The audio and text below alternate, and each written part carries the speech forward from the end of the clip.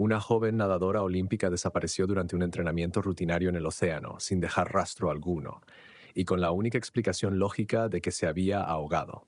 Pero 4 años después, su padre, que nunca abandonó las incansables búsquedas, encontró algo dejado en la base de una boya, un descubrimiento que lo cambiaría todo. El frío océano envolvió a Juan Morales mientras descendía a sus silenciosas profundidades. La luz de la mañana temprana atravesaba el agua azul verdosa en tenues rayos, iluminando el lecho marino rocoso debajo. Su linterna de buceo barría metódicamente las manchas de algas retorcidas y arena mientras se movía con precisión practicada. Cada respiración de su tanque de oxígeno liberaba una corriente de burbujas que se precipitaban hacia la superficie, el único sonido en este mundo submarino. Su mano curtida rebuscaba entre el limo y las conchas rotas, buscando, siempre buscando. El familiar dolor de la decepción se instaló en su pecho al no encontrar nada, como en los cientos de inmersiones anteriores. Sobre él, su pequeño barco, el Esperanza, flotaba con la suave corriente. Había anclado cerca del borde punta del faro a varios kilómetros de la costa de Marbella, el pequeño pueblo costero que consideraba su hogar. Hogar, pero no realmente hogar. No desde que Lucía desapareció. 4 años. 4 años desde que su hija de 19 años desapareció sin dejar rastro en estas mismas aguas. 4 años buceando todos los días, buscando cada centímetro del lecho marino que podía alcanzar, esperando alguna señal de ella. Lucía Morales había sido una estrella en ascenso, recién clasificada para el equipo olímpico español en natación en aguas abiertas. Aún no era un nombre conocido, había quedado en la mitad de la tabla en sus eventos, todavía fuera del radar de la atención mediática importante, pero estaba destinada a la grandeza. Todos los que la veían nadar lo sabían. Su dedicación era inigualable. Había entrenado en estas aguas durante años, siguiendo la misma ruta cada mañana desde el puerto deportivo de Marbella hasta Punta del Faro, alrededor de la boya Faro Azul, y de regreso un desafiante recorrido de 6 kilómetros de ida y vuelta. Durante años, Juan la había acompañado en estos entrenamientos de natación, siguiendo a su lado en su barco, vigilándola con la protección que solo un padre podía entender. Pero en los 6 meses antes de que desapareciera, Lucía había comenzado a insistir en nadar sola. «Papá, necesito hacer esto por mi cuenta», le dijo con firmeza. «Espérame en el muelle. Estaré bien». Y él había accedido de mala gana, respetando su independencia mientras se preocupaba en silencio cada minuto hasta que ella regresaba sana y salva a la orilla, excepto aquel día hace 4 años, cuando no volvió. Juan recordaba las horas frenéticas que siguieron, llamando al Servicio de Salvamento Marítimo de la Guardia Civil, organizando partidas de búsqueda, escaneando la costa desde su barco, mientras rezaba por ver su gorro de natación brillante flotando en las olas. Pero no encontraron nada, ni a Lucía, ni su equipo, ni una sola pista. Como propietario de una empresa de buceo, Juan conocía estas aguas mejor que casi nadie. Las corrientes, los arrecifes ocultos, los lugares traicioneros donde incluso los nadadores experimentados podían meterse en problemas. Sin embargo, su experiencia no había arrojado nada en la búsqueda de su hija. Después de semanas de búsqueda, tanto él como la Guardia Civil se vieron obligados a reconocer el escenario más probable. Lucía ya no estaba viva. El océano se cobraba a los nadadores, a veces incluso a los de élite, pero Juan no podía, no quería dejar de buscar. Necesitaba encontrar a su hija para llevarla a casa, para darle un entierro adecuado. Ella se lo merecía. Su única hija, su orgullo, la talentosa chica con toda la vida por delante. Hoy algo había llevado a Juan más lejos de Punta del Faro de lo habitual. Un instinto inquieto que no podía ignorar, un susurro de que tal vez, solo tal vez, había pasado por alto algo por aquí. Después de horas de búsqueda, Juan notó que su tanque de oxígeno se estaba agotando. De mala gana comenzó su ascenso a la superficie, con las articulaciones protestando tras la larga inmersión. Cuando su cabeza rompió el agua, se dio cuenta con preocupación de que se había aventurado mucho más lejos de lo previsto. Su barco apenas era visible en la distancia. Juan comenzó a nadar hacia el Esperanza, con su equipo de buceo pesándole. Después de varios cientos de metros, con los músculos ardiendo por la fatiga, se detuvo para recuperar el aliento. Fue entonces cuando vio una boya cercana. No era la boya Faro Azul que Lucía usaba como punto de giro, sino una diferente, más alejada y rara vez revisada. Agradecido por el descanso, Juan nadó hacia la boya y se agarró a su estructura metálica oxidada.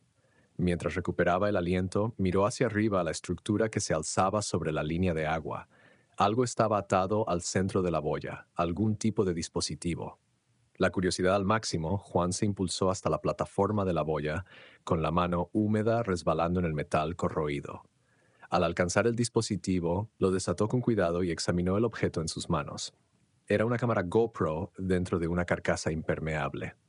La carcasa estaba desgastada por el mar y el clima, pero algo en ella le resultaba extrañamente familiar. Alguien debe haber dejado esto aquí, murmuró para sí mismo, dándole la vuelta en sus manos. La carcasa era más voluminosa que la estándar de GoPro, un modelo de alta gama diseñado para soportar mayores profundidades. Juan la reconoció de inmediato. Era el mismo modelo que había comprado para Lucía, insistiendo en la mejor protección que el dinero podía comprar. Qué coincidencia, pensó, pero al darle la vuelta a la carcasa su corazón casi se detuvo. Allí, en la parte trasera, había una pegatina familiar, un pequeño delfín azul con las letras LEM debajo. Sus manos comenzaron a temblar.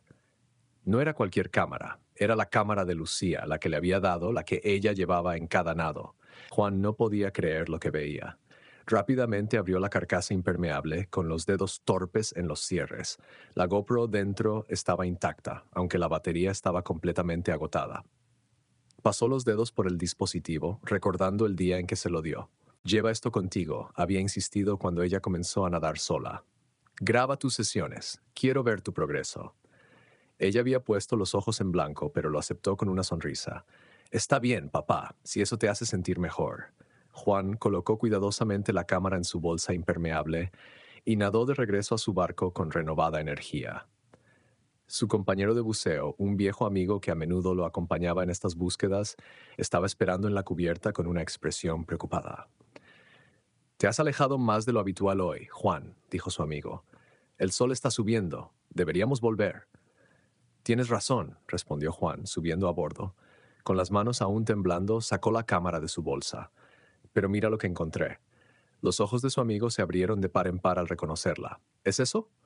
Juan asintió, incapaz de hablar por el nudo en la garganta. Rápidamente se prepararon para regresar a Marbella.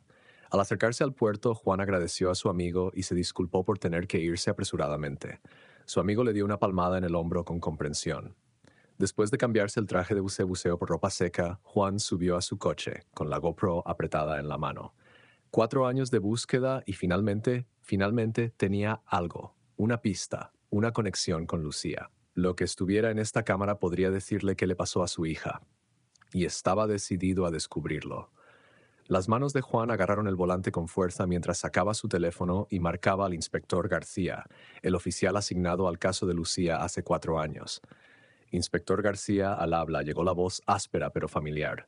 «Soy Juan Morales», dijo con la voz tensa por la emoción. «Encontré algo. La cámara GoPro de Lucía. Estaba atada a una boya a kilómetros de su ruta habitual». Hubo un momento de silencio en la línea. «¿Encontraste su cámara después de todo este tiempo?» «Sí, y podría tener grabaciones del día que desapareció. Necesito traerla». «Estoy en una reunión que comienza en 10 minutos», respondió el inspector García, sonando genuinamente frustrado por el momento. «No puedo reunirme contigo de inmediato». El corazón de Juan se hundió, pero el inspector continuó. «Pero puedes dejarla en la comisaría. Alertaré a nuestro equipo de técnicos forenses para que te esperen. Pueden ayudar a acceder al contenido y lo mantendremos seguro como evidencia». «Gracias», dijo Juan, sintiendo alivio. «Iré ahora mismo». «Debería estar libre en unas horas», añadió García. «Podemos hablar entonces». Juan recordó de repente sus planes para la tarde. «Oh, mierda. Lo siento, inspector. En realidad, iba a asistir a un evento benéfico, un almuerzo de reencuentro con algunos exbuceadores profesionales y atletas. Prometí a un amigo que daría un discurso. Puedo cancelarlo y decir que hay una emergencia en la comisaría. ¿Sabes qué? Puede que no sea necesario», le aseguró García. «Por ahora solo deja la cámara. Dependiendo de la evaluación de los técnicos forenses, lo resolveremos después. Podemos encontrarnos más tarde». Mientras Juan terminaba la llamada, miró el reloj en el salpicadero. Todavía tenía unas horas antes del evento. 20 minutos después, Juan llegó a la comisaría de la Guardia Civil de Marbella, con la cámara en la mano. La oficial en la recepción lo reconoció de inmediato. Señor Morales, dijo con un gesto. El inspector García llamó antes. Déjeme llevarlo a nuestro laboratorio técnico. Juan fue conducido a una pequeña sala llena de computadoras y equipos especializados. Un hombre de unos 30 años levantó la vista desde una estación de trabajo. Debe ser Juan Morales, dijo, extendiendo la mano. Soy Esteban López, analista técnico forense. El inspector García me informó sobre tu hallazgo. Un oficial uniformado estaba cerca, claramente allí para presenciar el manejo de una posible evidencia. Encontré esta cámara atada a una boya a kilómetros de la costa, explicó Juan, colocando cuidadosamente el dispositivo en el escritorio. Pertenecía a mi hija, Lucía. Desapareció hace 4 años mientras entrenaba para las Olimpiadas. El técnico asintió solemnemente. Veamos qué tenemos. Esteban trabajó metódicamente, primero fotografiando la cámara tal como estaba, luego retirando cuidadosamente la batería y la tarjeta de memoria. La batería estaba visiblemente hinchada. La tarjeta parece intacta, dijo, inspeccionándola bajo una lupa, sin corrosión importante. Eso es una buena señal. Insertó la tarjeta de memoria en un lector especializado conectado a su computadora. Primero haremos una copia forense para preservar los datos originales. Juan se quedó tenso detrás de él mientras los archivos se transferían a la computadora. Después de unos minutos, Esteban abrió el primer archivo de video. La pantalla se llenó con el rostro de Lucía y las rodillas de Juan casi se doblaron. Estaba viva, sonriendo, con el cabello mojado pegado a la cabeza mientras ajustaba la cámara en la boya. Probando, probando. Su voz llegó a través de los altavoces, ligeramente distorsionada por el viento, pero inconfundiblemente suya. Lugar perfecto para grabar mi entrenamiento de hoy. La grabación mostraba cómo aseguraba cuidadosamente la GoPro a la boya, posicionándola para grabar su aproximación nadando. Lucía parecía feliz, enérgica, exactamente como Juan la recordaba. El siguiente clip mostraba a Lucía flotando junto a la boya, hablando directamente a la cámara. Día 42 de entrenamiento olímpico, dijo un poco sin aliento. El entrenador dice que mi resistencia está mejorando, pero mis giros aún necesitan trabajo. Suspiró, su expresión de repente seria. A veces me pregunto si estoy hecha para esto. La presión es intensa y no estoy ni cerca del nivel de los mejores competidores. Si siquiera llego a los juegos, ¿me avergonzaré a mí misma? La garganta de Juan se apretó. Nunca supo que ella albergaba estas dudas. La grabación continuó, Lucía todavía hablando a la cámara cuando de repente su atención cambió. Miró a un lado, sorprendida. «Oh, hola», llamó a alguien fuera de cámara. Un joven nadó dentro del encuadre, aunque su rostro estaba parcialmente oscurecido por gotas de agua en la lente. El ángulo de la cámara montada en la boya sobre ellos solo mostraba la parte superior de su cabeza, sus ojos y cabello mojado visibles, pero no su rostro completo. «Hola», dijo el joven, su voz amigable. No esperaba ver a nadie más tan lejos. «Solo estoy entrenando», respondió Lucía. «Soy Lucía Morales». El joven dijo, «Realmente lo estás dando todo, nadando tan lejos sola». «Estoy entrenando para las Olimpiadas», explicó Lucía. «Natación en aguas abiertas». «No puede ser». «Eso es increíble». Martín sonaba genuinamente impresionado. «¿Vas a ser famosa?» Lucía se rió. «Difícilmente. Soy nueva en el nivel de élite. Aún no he causado un gran revuelo mediático. Todavía estoy fuera del radar». «Bueno, a mí me pareces una profesional», dijo Martín. «Oye, ¿quieres competir? ¿Solo por diversión?» Solía competir en la universidad. «Claro», aceptó Lucía, sonriendo. «¿Hacia dónde?» Martín señaló un hito lejano. «¿Qué tal hasta ese saliente de allá atrás?» «De acuerdo», dijo Lucía, ajustándose las gafas. Los dos nadadores salieron del encuadre y durante media hora la cámara grabó solo el suave movimiento del océano. Luego, a lo lejos, apareció una lancha rápida cruzando el encuadre lejos de la boya. La lente de ojo de pez de la GoPro distorsionaba la perspectiva, haciéndola parecer aún más lejana. La cámara solo capturó la mitad inferior del barco, incluyendo lo que parecía ser un logotipo de la empresa en su casco. Juan se inclinó hacia adelante, entrecerrando los ojos ante la imagen. «¿Puedes mejorar ese logotipo?»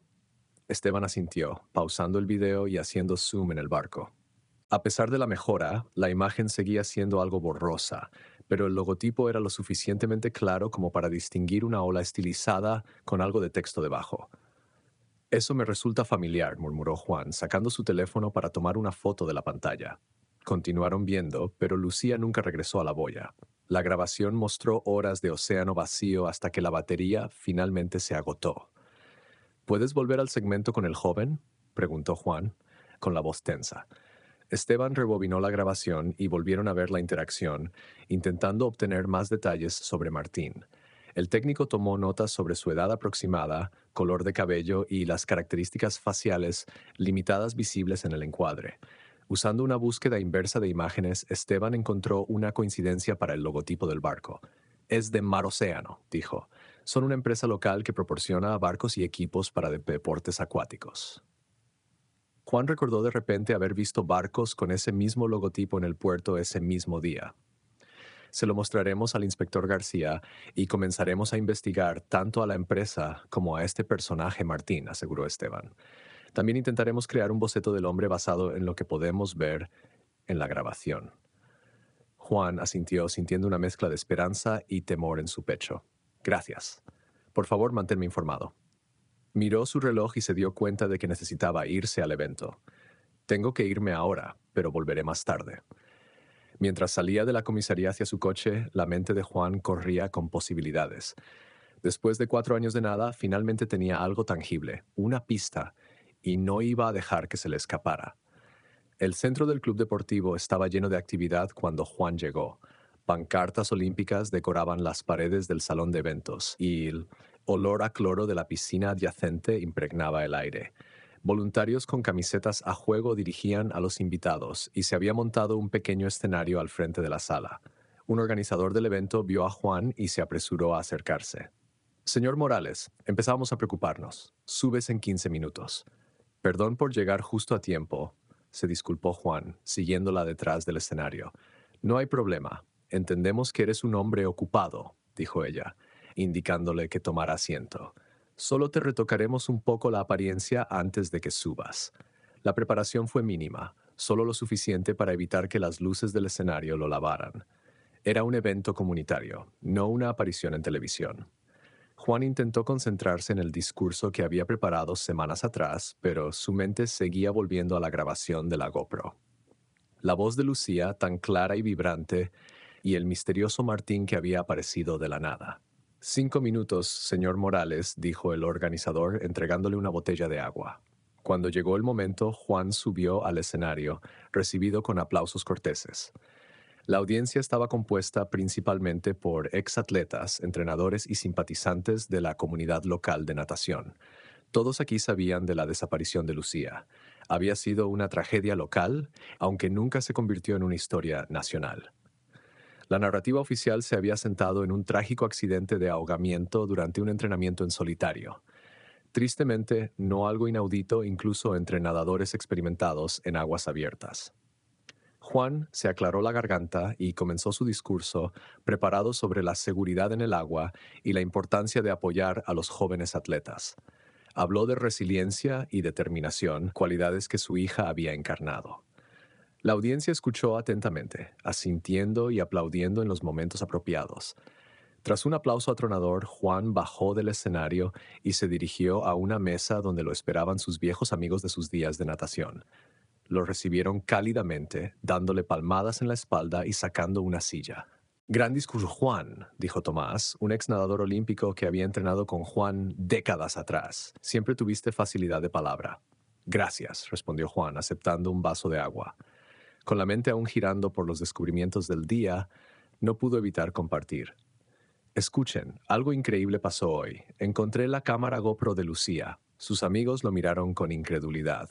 ¿Después de 4 años?, preguntó Miguel, otro exatleta. ¿Dónde?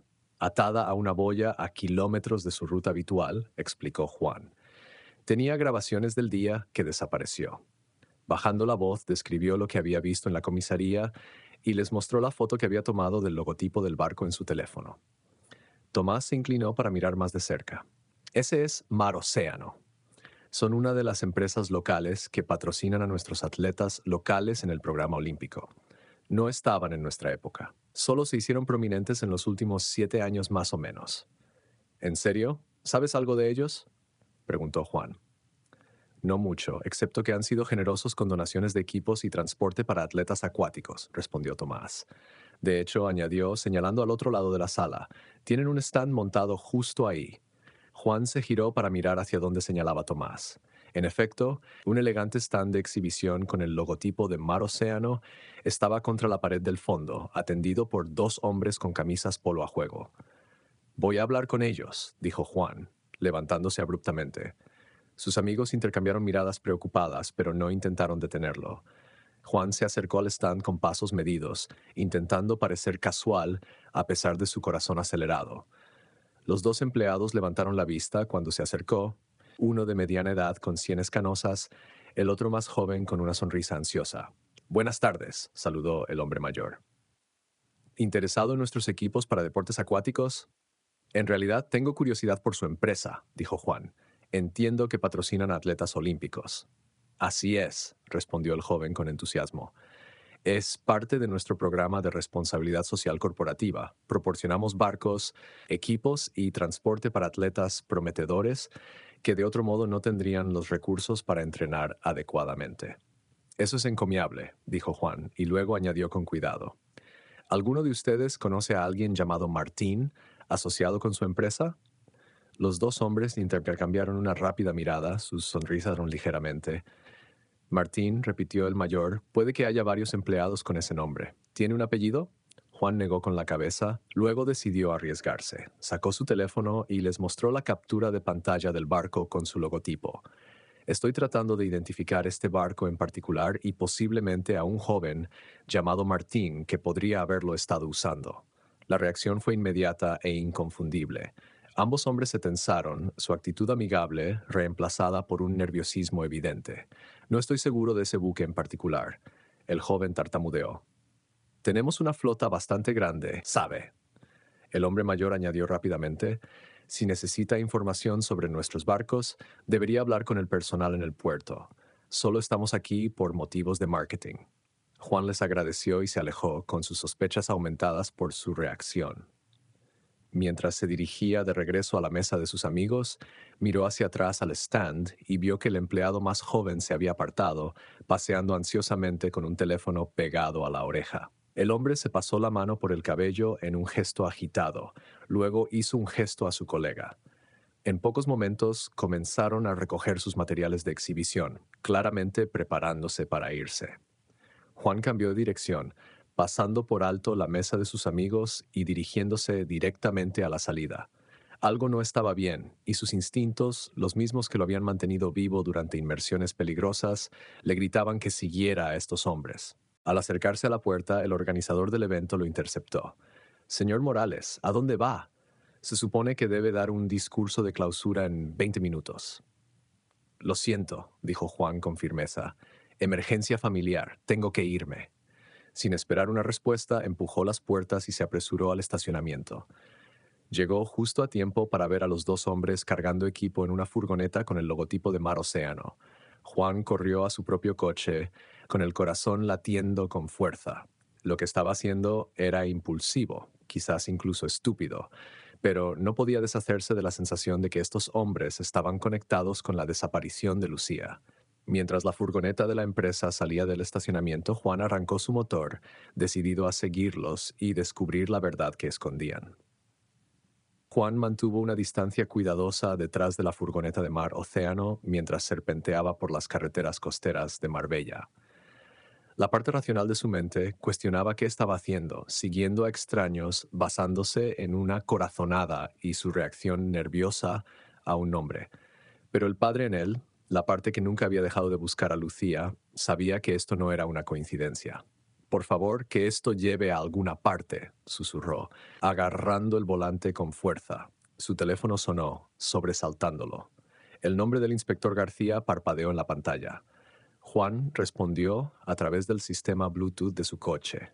«Señor Morales, he revisado la grabación», dijo García sin preámbulos. «He reunido un equipo y nos dirigimos al puerto ahora para investigar Mar Océano. Nuestro equipo en la comisaría ya ha estado en contacto con la empresa antes respecto al caso». «Ya estoy en ello», respondió Juan, manteniendo los ojos en la furgoneta adelante. «Estoy siguiendo a dos de sus empleados. Estaban en el evento benéfico, pero se fueron de repente después de que pregunté por Martín y les mostré la imagen del barco». Siguiéndolos, la voz de García se agudizó. «Juan, eso podría ser peligroso. ¿Estás seguro de que estos hombres representan una amenaza? No, pero están actuando de manera sospechosa. Dicen ser solo personal de marketing, pero parecían asustados cuando mencioné a Martín. ¿Hacia dónde se dirigen? ¿Hacia el puerto? Juan frunció el ceño cuando la furgoneta giró hacia una carretera secundaria, alejándose del puerto principal. No, van en dirección opuesta, tomando la carretera costera más allá del cabo. Comparte tu ubicación conmigo, instruyó García. Y Juan, ten cuidado. No te acerques a estos hombres. Llama inmediatamente si pasa algo. Lo haré, prometió Juan. Luego terminó la llamada. Tenía la intención de compartir su ubicación como se le pidió, pero la furgoneta de repente aceleró, obligando a Juan a acelerar para mantenerla a la vista. En su prisa por seguir, olvidó la solicitud de García. La carretera costera serpenteaba alrededor de un cabo escarpado, ofreciendo vistas impresionantes del océano por un lado y acantilados empinados por el otro. Después de varios kilómetros, la furgoneta señaló y giró por una carretera estrecha y sin marcar que Juan nunca había notado antes. Redujo la velocidad, esperando hasta que la furgoneta desapareció en una curva antes de seguir. La carretera descendía hacia la costa, terminando en lo que parecía ser un puerto abandonado. A diferencia del puerto principal de Marbella, esta instalación estaba deteriorada con muelles oxidados y edificios desgastados. La furgoneta se detuvo cerca de una de las estructuras y estacionó. Juan detuvo su coche mucho antes de la entrada del puerto, estacionando detrás de un grupo de pinos costeros que proporcionaban cobertura. No había otros vehículos a la vista, lo que haría que su propio coche fuera conspicuo si se acercaba más. Esto no parece una instalación activa de mar-océano, murmuró para sí mismo, apagando el motor. Saliendo de su coche en silencio, Juan se acercó a pie, manteniéndose oculto detrás de la vegetación y el equipo viejo esparcido por el perímetro. Observó cómo los dos hombres del evento descargaban algunas cajas de su furgoneta y las llevaban hacia el muelle, donde se encontraron con otros 3 hombres. Justo cuando Juan se acercó más para escuchar su conversación, una lancha rápida, más exactamente descrita como una embarcación cruzada, se acercó al muelle. 3 hombres desembarcaron, saludando a los otros con expresiones tensas. Necesitamos movernos rápido, dijo uno de los recién llegados, su voz apenas lo suficientemente alta para que Juan lo escuchara. Aseguren el área. El jefe está esperando en el yate y no está contento.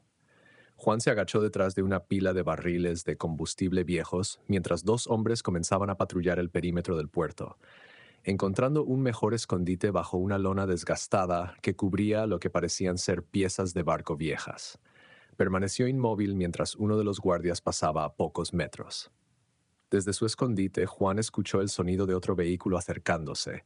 Las puertas del coche se abrieron y cerraron, seguidas de voces masculinas, y su sangre se heló, el inconfundible sonido de mujeres sollozando. «Suban al barco», ordenó una voz áspera. «Mantengan las cabezas bajas y calladas». «Por favor», suplicó una voz femenina suavemente. «Hemos hecho todo lo que nos pidieron». «Cállense y muévanse», vino la dura respuesta. El sonido de pasos en el muelle de madera siguió, luego el rugido del motor del barco al arrancar. Juan deseaba desesperadamente mirar para ver si Lucía podría estar entre las mujeres, pero no se atrevió a salir de su escondite mientras los guardias aún patrullaban. Cuando el motor del barco se desvaneció en la distancia, Juan escuchó a 2 hombres conversando cerca. «¿Cómo pudo pasar esto?», dijo uno, su voz tensa por la preocupación. «Ni idea», respondió el otro. «Han estado seguras durante 4 años y ahora la policía empieza a husmear. Tal vez alguien de dentro filtró algo o una de esas chicas habló de alguna manera. El jefe está furioso. Dijo, si no limpiamos esto, estaremos junto a esos tipos del año pasado en el fondo del canal. Vámonos de aquí. Hemos hecho nuestra parte». Juan permaneció completamente inmóvil mientras los hombres regresaban a su furgoneta y se alejaban. Solo cuando el sonido de su motor se desvaneció por completo salió cautelosamente de su escondite. De pie en el muelle abandonado, miró hacia el océano donde la lancha rápida había desaparecido. Sus peores temores se confirmaron. Lucía no se había ahogado en un accidente de entrenamiento. Había sido secuestrada y, por lo que acaba de escuchar, podría haber estado cautiva durante los 4 años que había estado desaparecida. Con manos temblorosas, Juan sacó su teléfono y llamó al inspector García.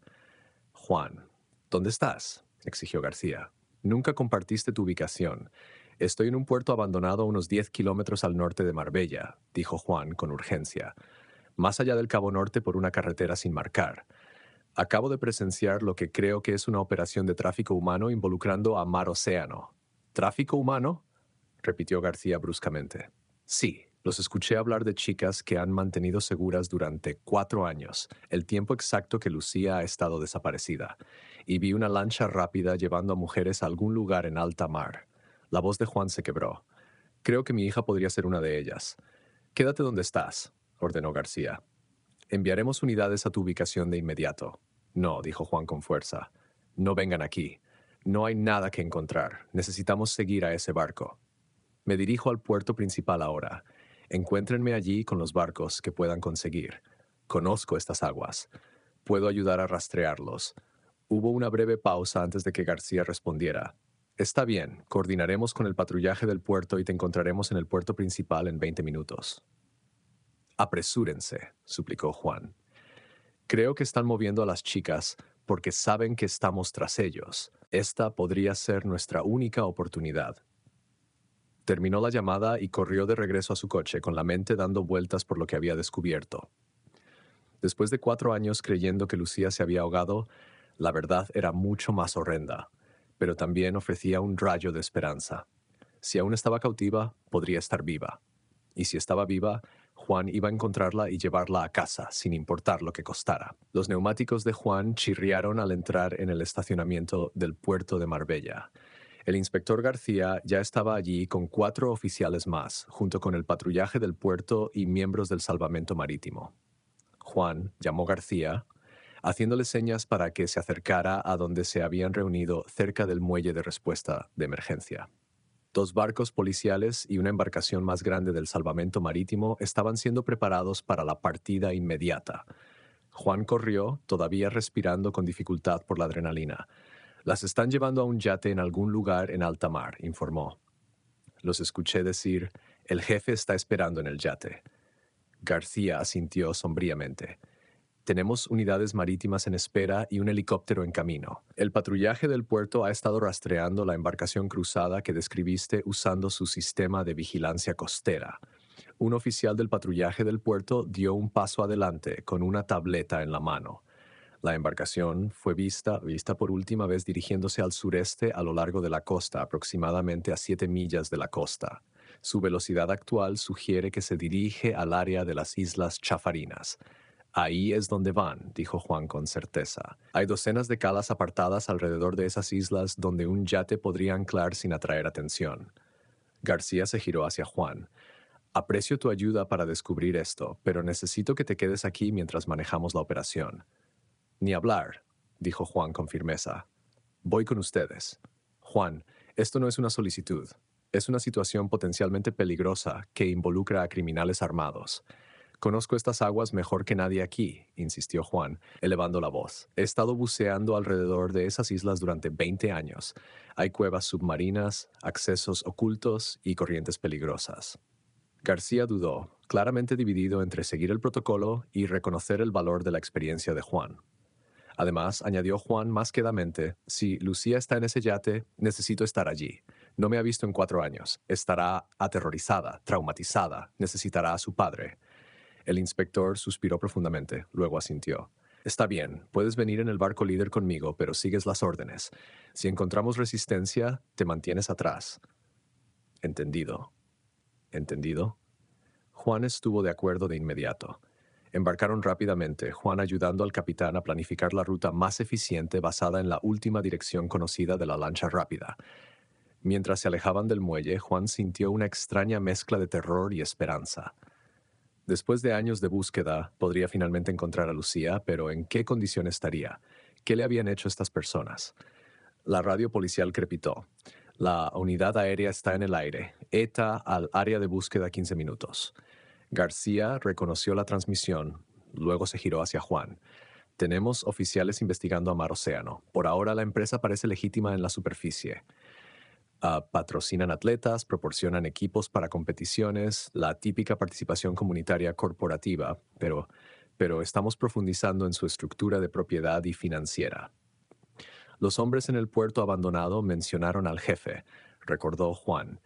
Alguien lo suficientemente importante como para tener a la gente aterrorizada de decepcionarlo.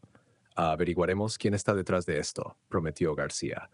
Por ahora, nuestra prioridad es rescatar a las mujeres. Los barcos cortaban el agua a máxima velocidad, el rocío del océano picando el rostro de Juan mientras corrían contra el tiempo. El helicóptero apareció en el cielo, sus rotores retumbando mientras se adelantaba para comenzar la búsqueda. Después de casi una hora, la radio crepitó nuevamente. Aquí, Unidad Aérea 1. Hemos avistado una embarcación cruzada acercándose a un yate grande aproximadamente a 12 millas al sureste de su posición. Enviando coordenadas ahora. El capitán del barco ajustó el rumbo de inmediato. Al acercarse a las coordenadas, redujeron la velocidad para evitar ser detectados, usando el helicóptero como sus ojos desde arriba. La Unidad Aérea 1 informa que la embarcación cruzada ha alcanzado el yate, anunció el operador de radio. Parece que están transfiriendo personas a bordo. Juan tomó unos binoculares de la cabina y escaneó el horizonte. Después de un momento, los vio. Un elegante yate blanco con la embarcación cruzada ahora asegurada a su lado. «Los veo», dijo, con la voz tensa por la tensión a unas 2 millas por delante. A través de los binoculares, Juan observó cómo las figuras se movían en la cubierta del yate. Incluso desde esa distancia, podía distinguir lo que parecían ser 3 mujeres con ropa oscura siendo escoltadas bajo cubierta. Su corazón latía dolorosamente en su pecho. ¿Podría una de ellas ser Lucía?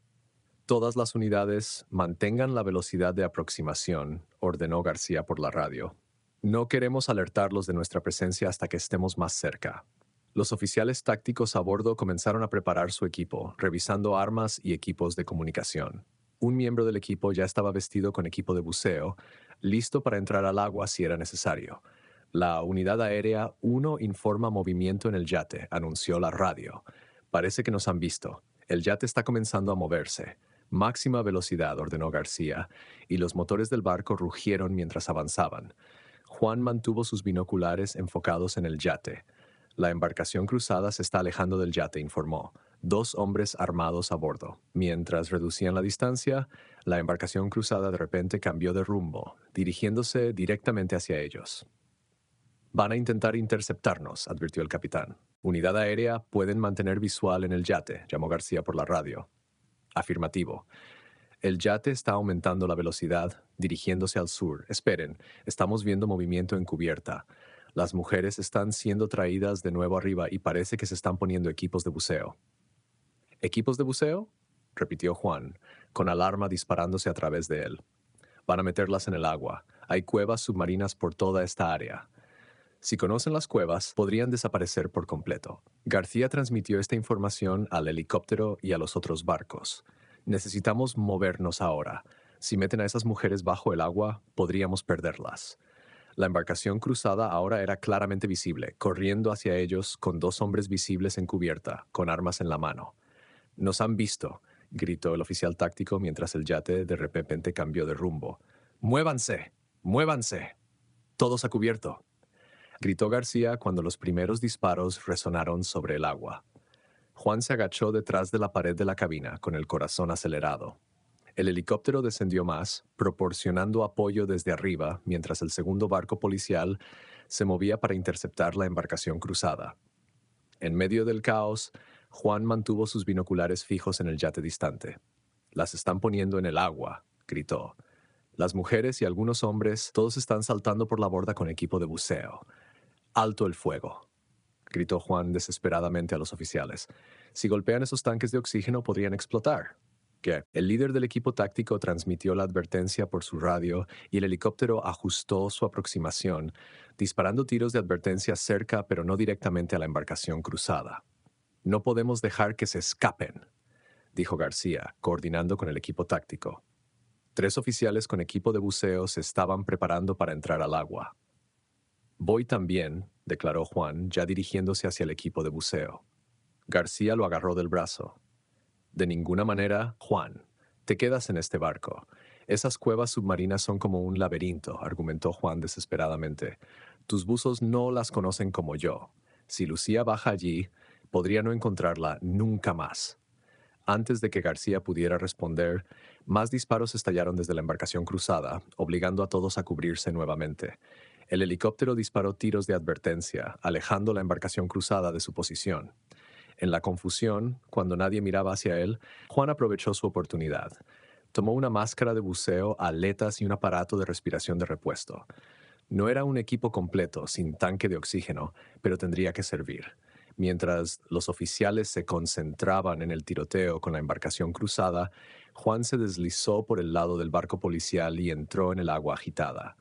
El frío conmocionó su sistema, pero décadas de experiencia en buceo tomaron el control. Emergió una vez, orientándose y avistando el yate a unos 500 metros de distancia. Luego, tomando una profunda respiración, se sumergió bajo las olas, nadando con brazadas poderosas hacia lo único que importaba, encontrar a su hija antes de que desapareciera. Por favor, Lucía, pensó desesperadamente mientras comenzaba a nadar. Aguanta, ya voy. Juan nadó con brazadas poderosas, impulsándose hacia el área donde los secuestradores y sus cautivas habían desaparecido bajo las olas. No podía permanecer bajo el agua mucho tiempo sin un tanque, así que alternaba entre nadar en la superficie y breves inmersiones, intentando vislumbrar a los buzos debajo. Durante una de esas inmersiones los vio. El equipo de buceo había interceptado a los secuestradores a unos 30 pies bajo la superficie. Una lucha submarina se desarrollaba a cámara lenta. Juan podía ver que cada una de las tres mujeres estaba esposada a uno de los hombres, dificultando que los buzos policiales las separaran. Los buzos criminales estaban armados con fusiles de arpón, que usaban para mantener a la policía a raya. Un oficial de rescate intentaba arrebatarle el fusil de arpón a un secuestrador mientras protegía a la mujer esposada a él. Juan emergió para tomar aire con los pulmones ardiendo. No podía ayudar en la lucha submarina, no sin el equipo adecuado, y ciertamente no contra oponentes armados, pero tal vez aún podía hacer algo. Mirando a su alrededor, notó que en el caos, la atención de todos estaba enfocada en la lucha submarina o en el enfrentamiento continuo entre los barcos policiales y la embarcación cruzada. El yate estaba relativamente desatendido, con su tripulación ya sea en el agua o manejando la embarcación cruzada. Juan tomó una decisión en una fracción de segundo. En lugar de sumergirse de nuevo, nadó hacia el yate, acercándose desde la popa donde era menos probable que lo vieran. Usando habilidades perfeccionadas a través de décadas de buceo, se impulsó hasta la plataforma de natación del yate y rodó hasta la cubierta, goteando y jadeando. Después de recuperar el aliento, Juan se arrastró por la cubierta, manteniéndose bajo y buscando cualquier cosa que pudiera usar para ayudar. En el área de preparación de buceo del yate encontró lo que buscaba, un estante de fusiles de arpón aparentemente preparados pero luego abandonados en la prisa por evacuar.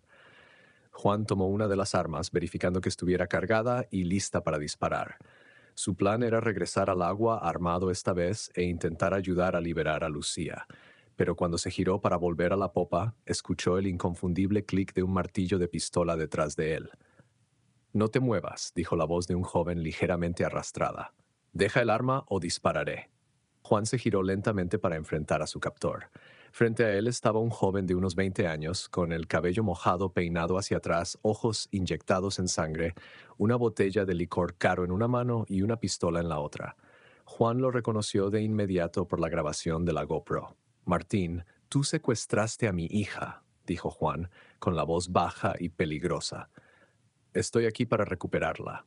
Martín se tambaleó ligeramente, los efectos del alcohol evidentes en su postura inestable. Su padre, el tipo del buceo del que ella siempre hablaba. «Dime por qué», exigió Juan, manteniendo el fusil de arpón apuntando hacia abajo, pero sin soltarlo. «¿Por qué la tomaste?» Martín tomó un trago de su botella, limpiándose la boca con el dorso de la mano. «Le estamos dando un futuro mejor. Tiene 19 años, es talentosa. La estamos entrenando para las Olimpiadas». Juan se burló, apretando su agarre en el fusil de arpón, secuestrándola, manteniéndola prisionera durante años. «No te acerques más», advirtió Martín, levantando su pistola mientras Juan cambiaba su peso. «No hice nada con ellas, ¿sabes? Quería, pero ni siquiera me dejaban acercarme». Su rostro se torció con amargura. «Eran para mi padre». La sangre de Juan se heló. «¿Tu padre?», Martín asintió, dando otro paso inestable hacia Juan. «Es algo triste, realmente. Solo podía ayudar a mi viejo a conseguir lo que quería. Le encantan las mujeres jóvenes atléticas. Siempre ha tenido una fijación por ellas». Su voz bajó a un susurro conspirador. Podría hacerla exitosa, sin embargo, si ella hacía su trabajo correctamente. Quédate donde estás, advirtió Juan, levantando ligeramente el fusil de arpón. Si te acercas más, dispararé. Pero Martín parecía no escuchar, perdido en su confesión ebria. Continuó avanzando, con la pistola en la mano vacilante. Martín. Una voz aguda cortó la tensión. ¿Qué demonios estás haciendo? Un hombre mayor apareció en cubierta, vestido con una camisa blanca impecable. A pesar del caos, sostenía una pistola apuntando directamente a Juan, con una postura firme y confiada. La semejanza familiar entre él y Martín era inconfundible. Los mismos ojos, la misma mandíbula, pero el rostro del hombre mayor estaba endurecido por años de crueldad. Te dispararé yo mismo. El hombre, claramente el padre de Martín, gruñó a Juan. Mi inútil hijo no puede hacer su trabajo correctamente. Giró su mirada fría hacia Martín. Acabas de admitir, chico. Debes haber hablado con la policía sobre lo que hicimos. Por eso están husmeando ahora. No le dije a la policía sobre el padre de la chica, protestó Martín, su voz de repente infantil. No fui yo. Cállate. Por supuesto que fuiste tú. Sé que siempre quisiste una de mis chicas. Su padre escupió. ¿Quién más habría hablado? Siempre has sido débil. Siempre tuviste dudas. Mientras discutían, Juan ajustó lentamente su agarre en el fusil de arpón, preparándose para disparar. No dije nada, insistió Martín, con el rostro enrojecido por el alcohol y la emoción. Lo juro. No importa ahora, dijo el hombre despectivamente, volviendo toda su atención a Juan. Tú eres el padre buzo, ¿verdad? Has estado buscando a tu pequeña todo este tiempo. Bueno, tu búsqueda termina aquí. El hombre levantó su pistola apuntando directamente a la cabeza de Juan. He construido demasiado para dejar que alguien como tú lo destruya todo. En esa fracción de segundo, dos disparos resonaron simultáneamente. Martín disparó su pistola a su padre. La bala lo alcanzó en la cabeza. Al mismo tiempo, Juan disparó el fusil de arpón, inicialmente apuntado al padre, pero sin la resistencia del agua. La lanza voló erráticamente, fallando el objetivo por completo y en cambio incrustándose en el hombro de Martín. La fuerza caótica e impredecible del disparo lo hizo tambalearse. El hombre mayor se desplomó en la cubierta, con sangre acumulándose debajo de él. Martín se quedó congelado, la pistola aún apretada en su mano temblorosa, su cuerpo rígido por el shock. El dolor irradiaba por su hombro donde el arpón se había incrustado, pero no se movió, ni siquiera parpadeó. Sus ojos abiertos y vacíos se fijaron en el cuerpo sin vida de su padre, como si no pudiera comprender del todo lo que acababa de pasar.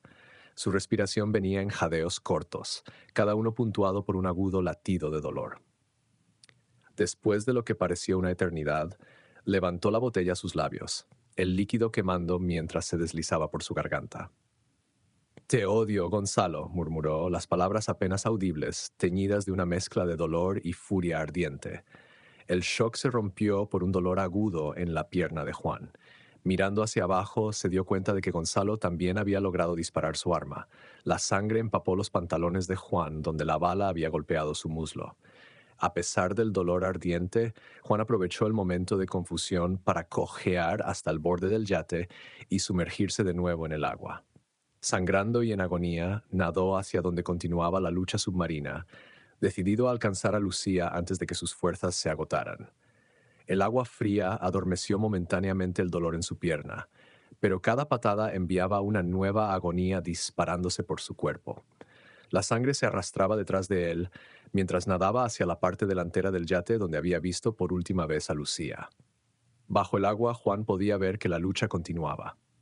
Los buzos policiales habían enfrentado a los secuestradores restantes, trabajando para liberar a las mujeres aún esposadas a sus captores. A través del agua agitada y las corrientes de burbujas, Juan divisó a Lucía aún luchando contra el hombre que la retenía. Con lo último de su fuerza, Juan nadó hacia ellos. El secuestrador lo vio acercarse y levantó su propio fusil de arpón.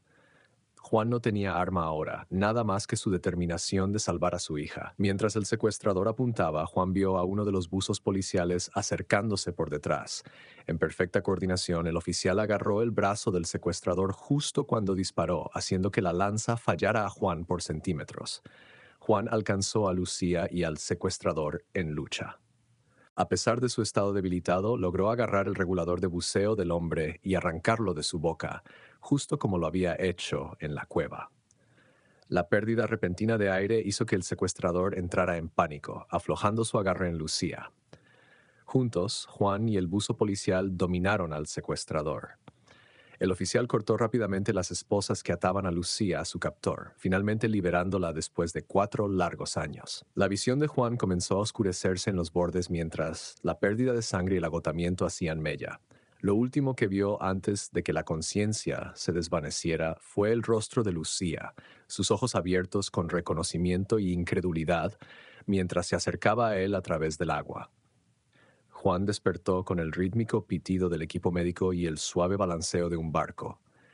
Parpadeando contra la luz dura, se dio cuenta de que estaba acostado en una camilla en lo que parecía ser una embarcación del salvamento marítimo. Un médico estaba aplicando presión a la herida de su pierna mientras otro monitoreaba sus signos vitales.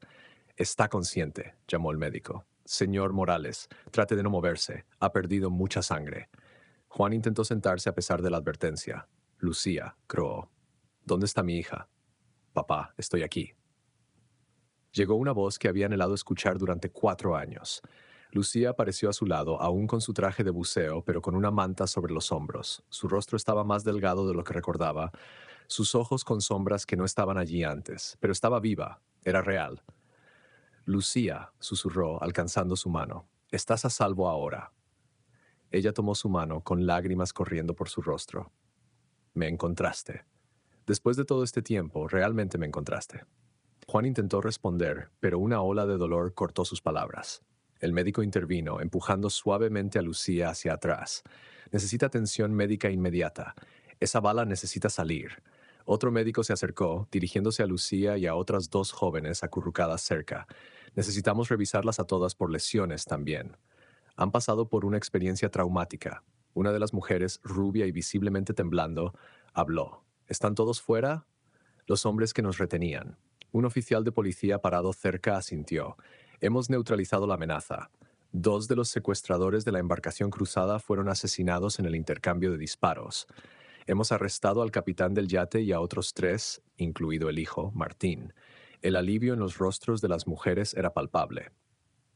La tercera mujer, de cabello oscuro y demacrada, comenzó a sollozar silenciosamente. El inspector García apareció, su expresión una mezcla de satisfacción y preocupación, mientras se acercaba a la camilla de Juan. «Eres un hombre terco como el demonio, Morales. Eso fue lo más valiente o lo más estúpido que he visto nunca». Juan logró una débil sonrisa. «¿Los atraparon a todos? Creemos que sí. La operación parece haber sido dirigida por Gonzalo Vargas, el hombre asesinado en el yate. Es el dueño de Mar Océano, entre otros negocios. La investigación preliminar sugiere que ha estado apuntando a atletas femeninas durante años, usando a su hijo para ayudar a identificarlas y secuestrarlas. Prometió hacerlas exitosas», dijo Juan sombríamente. García sintió a cambio de su cumplimiento. «Ya hemos encontrado evidencia que lo vincula a varios patrocinios deportivos a lo largo de los años. La Policía Nacional está involucrada ahora. Esto podría ser mucho más grande de lo que inicialmente pensamos». El inspector se giró hacia Lucía. «Señorita Morales, sé que esto es difícil, pero ¿puedes contarnos brevemente qué te pasó? Una declaración más detallada puede esperar hasta que hayas recibido atención médica». Lucía miró a su padre, tomando fuerza de su presencia. Comenzó ese día en la boya, comenzó, su voz más estable de lo que Juan hubiera esperado. «Estaba entrenando como de costumbre cuando Martín se acercó a mí en el agua. Parecía amigable, solo otro nadador. Corrimos hasta Punta del Faro y de regreso dijo que su barco estaba cerca y ofreció llevarme de vuelta a Marbella. Hizo una pausa tragando con dificultad. Estaba cansada del nado y pensé que sería agradable descansar en el barco. Olvidé por completo mi cámara GoPro en la boya. Martín parecía tan normal, tan inofensivo. Juan apretó su mano, animándola a continuar. Pero no me llevaron a casa. Me llevaron a la finca de Vargas, en cambio, y me drogaron. Cuando desperté, estaba encerrada en una habitación con Ana y Lilia. Hizo un gesto hacia las otras 2 mujeres. Vargas me dijo que podía hacer realidad mis sueños olímpicos, que tenía conexiones y recursos para convertirme en campeona, pero tenía que cooperar con él. Su voz se endureció. Cuando me negué, amenazó con hacerte daño, papá. Sabía todo sobre tu empresa de buceo, nuestra casa, tus rutinas. Dijo, si no obedecía, sufrirías accidentes. Primero, tu negocio fracasaría. Luego tu casa se quemaría y finalmente tendrías un incidente de buceo fatal. Juan se sintió enfermo de rabia, pero mantuvo su expresión tranquila por el bien de Lucía. Así que dejé de resistirme, al menos abiertamente, continuó Lucía. Entrenábamos todos los días en el lago de su propiedad. Siempre estábamos vigiladas, siempre observadas. Nos mantenía en forma. Decía que necesitábamos mantener nuestros físicos atléticos. Ana y Lily habían estado allí más tiempo que yo y me advirtieron que no intentara escapar. Dos chicas lo habían intentado antes y nunca regresaron. Las otras mujeres asintieron en silencio, confirmando el relato de Lucía. Hoy fue la primera vez que estuvimos en el yate en meses, añadió Lucía. Estaban en pánico, diciendo que alguien había hablado con la policía. Gonzalo pensó que fue su hijo, Martín. Había tensión entre ellos desde hace tiempo, así que Gonzalo ordenó a sus hombres que nos trasladaran a otro lugar. García miró sombríamente. Están a salvo a todas ustedes. Necesitaremos declaraciones completas más tarde, pero por ahora consigamos atención médica para todas. El capitán del salvamento marítimo anunció que se acercaban al puerto. Al acercarse al muelle, Juan podía ver ambulancias esperando con las luces parpadeando. Los paramédicos lo llevarán directamente al hospital, le dijo García a Juan. También necesitaré tu declaración, una vez que los médicos te den el alta. Juan asintió débilmente, el dolor en su pierna intensificándose a medida que la adrenalina del rescate se desvanecía. El hijo Martín me lo contó todo en el yate, admitió lo que estaban haciendo. Lo tenemos bajo custodia, aseguró García. Entre tu testimonio y la evidencia que estamos recolectando, no volverán a ver la libertad. Mientras el barco atracaba, los equipos médicos subieron a bordo. Juan fue rápidamente trasladado a una camilla, mientras otros paramédicos atendían a Lucía y a las otras mujeres. Lucía se aferró a la mano de Juan mientras los separaban para el traslado. Papá debía haber sido más valiente. Debía haber encontrado una manera de escapar. A pesar de su dolor, Juan logró sonreír a su hija. Sobreviviste. Eso es lo que importa.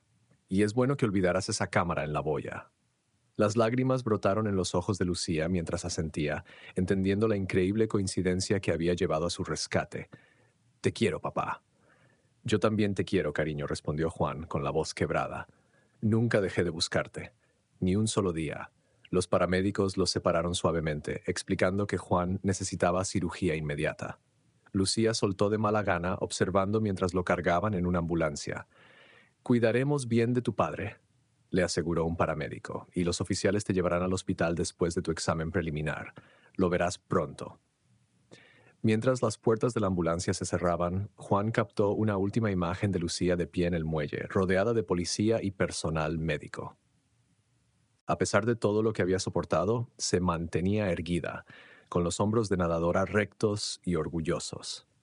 En la ambulancia, corriendo hacia el hospital, Juan reflexionó sobre los eventos del día. Esa mañana había estado dando un discurso en un evento benéfico, continuando su rutina de existir sin vivir, buscando sin esperanza. Ahora, contra todo pronóstico, había encontrado a su hija y la había traído a casa. El camino por delante no sería fácil. Lucía y las otras mujeres llevarían las cicatrices de su cautiverio durante años. Habría declaraciones que dar, juicios que soportar y largos viajes de sanación para todas. Pero por primera vez en 4 años, Juan se sintió verdaderamente vivo. Su hija estaba a salvo, estaba libre, y nunca más la perdería de vista. Mientras la medicación para el dolor hacía efecto y la conciencia comenzaba a desvanecerse, el último pensamiento de Juan fue una oración de gratitud por la determinación obstinada que lo había mantenido buscando, por el descubrimiento milagroso de la cámara GoPro y por la segunda oportunidad que él y Lucía habían recibido. Contra todo pronóstico se habían encontrado de nuevo, y cualesquiera que fueran los desafíos que les esperaban, los enfrentarían juntos.